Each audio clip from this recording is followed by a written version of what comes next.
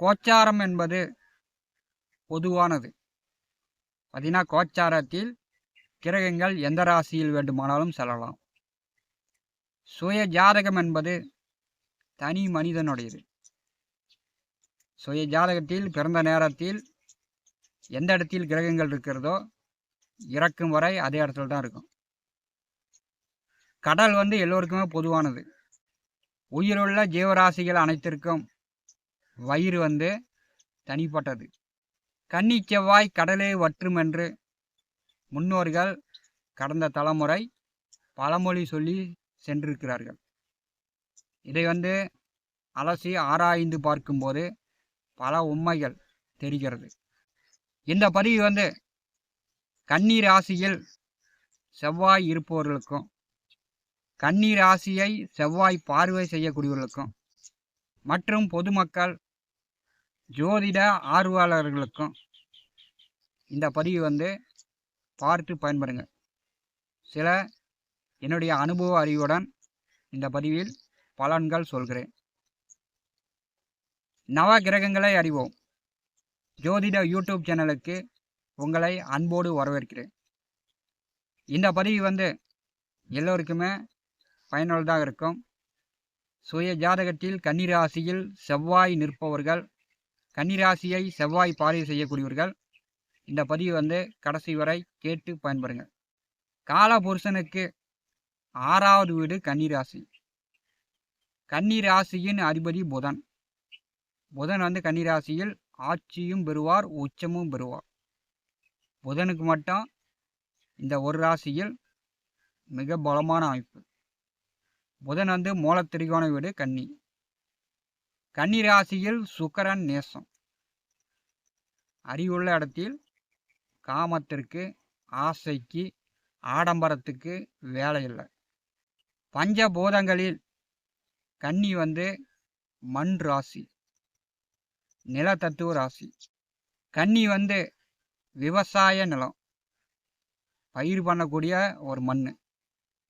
3 போகங்களும் நெல் நடக்கூடிய மண். கன்னி பெண் ராசி. கன்னி ராசியில் செவ்வாய் நின்றாலும் கன்னி ராசியை செவ்வாய் பார்த்தாலும் பார்த்தீங்கன்னா இந்த ஜாதகனுடைய குடும்ப வம்சாவளி பெண் குறை, பெண் சாபம், பெண்களுடைய அவதியை பெற்ற வம்சமாக பரம்பரையாக இருக்கும். கன்னி ராசியில் செவ்வாய் நின்று கன்னி ராசியை செவ்வாய் பார்த்த ஜாதகர்களுக்கு இவங்களுடைய குடும்ப வம்சாவளி பெண் குறை கொண்டதாக, பெண்களை கொடுமைப்படுத்தக்கூடியவர்களாக, பெண்களுடைய சாபம் பெற்றவர்களாக இந்த குடும்பமே வம்சாவளியே இருக்கும். இவங்களுடைய முன்னாடி தலைமுறை தாத்தாவோ முப்பாட்டினாரோ அவங்க செய்த தவறு தான் இந்த கன்னி ராசியில் செவ்வாய் நிற்பது, கன்னி ராசியை செவ்வாய் பார்ப்பது. தாத்தா செய்த தவறாக இருக்கலாம், அல்லது அப்பா செய்த தவறாக கூட இருக்கலாம். தாத்தா அவருடைய மனைவியை அல்லது அவருடைய கூட பிறந்த அக்கா தங்கையை கொடுமைப்படுத்தியிருக்கலாம், அல்லது அப்பா அம்மாவை கொடுமைப்படுத்தியிருக்கலாம், மற்ற பெண்களை அக்கா தங்கையை கொடுமைப்படுத்தியிருக்கலாம். பெண்களுடைய கண்ணீரும் கவலையும், பெண்கள் மரணம் அடையக்கூடிய, பெண்கள் துர்மரணம் அடைந்த குடும்பத்தில் தான் கன்னியில் செவ்வாய் நிற்கிறது, கன்னி ராசியை செவ்வாய் பார்க்கிறது. அதாவது இவங்களுடைய வம்சாவளியில் பெண்கள் துர்மரணம் அடைந்திருப்பார்கள், மருந்து குடித்தோ தற்கொலை பண்ணியோ.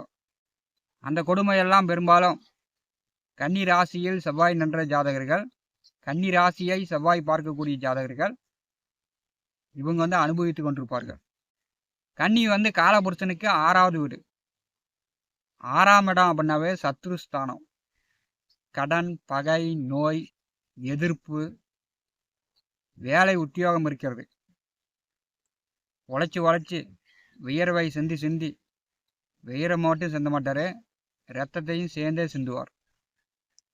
என்னதான் உழைச்சாலும் கஷ்டப்பட்டாலும் ஒன்றுமே இல்லைப்பா அப்படின்ற மாதிரியான ஒரு அமைப்பு தான் 6ஆம் இடம். சண்டை சச்சரவு விரோதங்களை ஏற்படுத்தக்கூடிய இடம். 6ஆம் இடம் என்பது வயிறு. எல்லா ஜீவராசிகளுக்கும் வயிறு உண்டு.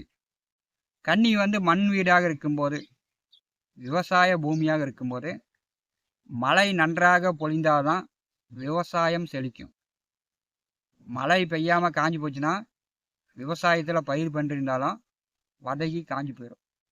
மழை பெய்யாம போச்சுன்னா விதைக்க முடியாது. கன்னியில் செவ்வாய் நிற்பவர்கள் கன்னியை செவ்வாய் பார்வை செய்யக்கூடியவர்கள். மதகு அடியிலேயே, ஆற்று ஓரத்திலேயே காடு, வீடு, நிலம் இருந்தாலும் இவங்க இருக்கக்கூடிய இடத்தில் ஒரு வறட்சி ஏற்பட்டு விடும். பெரும்பாலும் கன்னியில் செவ்வாய் இருக்கக்கூடியவர்கள், கன்னியை செவ்வாய் பார்க்கக்கூடியவர்கள் பெரும்பாலும் மேட்டுக்காடு, தண்ணீர் பாசன வசதி இல்லாத இடத்தில்தான் பெரும்பாலும் இவர்களுக்கு இருப்பிடம், சொத்துக்கள் அமைகிறது. ஒரு 3 மாதம் 6 மாதம் தண்ணி இருக்கும், 6 மாதம் மேட்டாங்காட கிடக்கும். அல்லது குடி தண்ணி இருக்க வெளியில் போய் பிடிச்சிட்டு வர மாதிரியான சூழ்நிலை இந்த கன்னியில் செவ்வாய் நிற்கக்கூடியவர்களுக்கு இருக்கும்.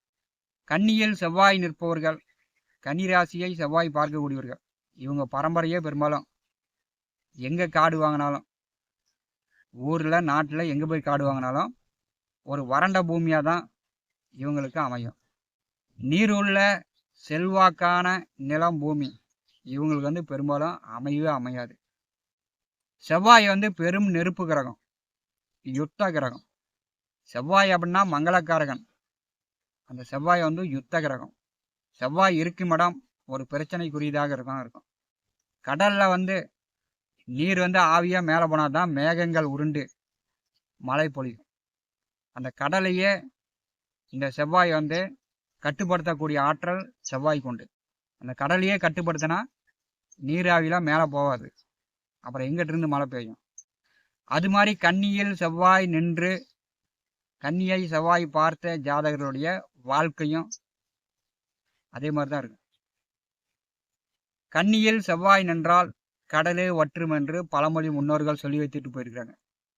என்னுடைய அனுபவ முறையில், ஜோதிட முறையில் நான் கண்டது, நான் பார்த்தது, கன்னி வந்து காலபுருஷனுக்கு 6வது வீடு. எல்லோருக்குமே வந்து வயிறு தான் 6ஆம் இடம். கன்னியில் செவ்வாய் நிற்கக்கூடிய ஜாதகர்களுக்கும், கன்னியை செவ்வாய் பார்த்த ஜாதகர்களுக்கும், அவங்களுக்கோ அல்லது அவங்க குடும்ப நபர்களுக்கோ வயிறு சார்ந்த பிரச்சனை இருக்கும். அதாவது அல்சரு, குடல், கிட்னி, சிறுநீரகம், இந்த மாதிரி வயிறு சார்ந்த பிரச்சனைகள் அவங்களுக்கு இருக்கும். உடம்புல ஒருத்தர் அறுவை சிகிச்சை செய்கிறாங்க அப்படின்னா அவங்களுக்கு வந்து 6ஆம் இடம் கன்னியை வந்து செவ்வாய் பார்க்கும், அல்லது கன்னியில் செவ்வாய் இருக்கும். கன்னியில் செவ்வாய் நின்றால் வயிறு வந்து வற்றி போயிடும். வயிறு வத்துதுன்னா என்ன ஆகும்னா இவங்களுக்கு வந்து திருமணம் தாமதப்படும். இவங்களுக்கோ அல்லது குடும்ப நபர்களுக்கோ திருமணம் இல்லாமல், குழந்தை பாக்கியம் இல்லாமல் வயிறு வந்து காஞ்சி போயிடும். கன்னியில் செவ்வாய் நின்றால் கடலே வற்றும் என்று முன்னோர்கள் பழமொழி சொல்லியிருக்கிறாங்க. என்னுடைய அனுபவத்தில் நான் வந்து நிறையா ஜாதகங்களை பார்க்கும்போது கன்னியில் செவ்வாய் நின்று கன்னியை செவ்வாய் பார்த்த ஜாதகர்கள் அவங்களுக்கோ அவங்க குடும்ப நபர்களுக்கோ திருமணம் இல்லாமல், குழந்தை பாக்கியம் இல்லாமல் அவங்க வயிறு வத்தி போச்சு. அவங்க குடும்பத்தில் அல்சரு, கிட்னி ஃபெயிலரு, சிறுநீரக பாதிப்பு என்று அவங்க குடும்பத்தில் இந்த மாதிரியான கடும் வியாதி வந்து இறந்தவர்களும் உண்டு.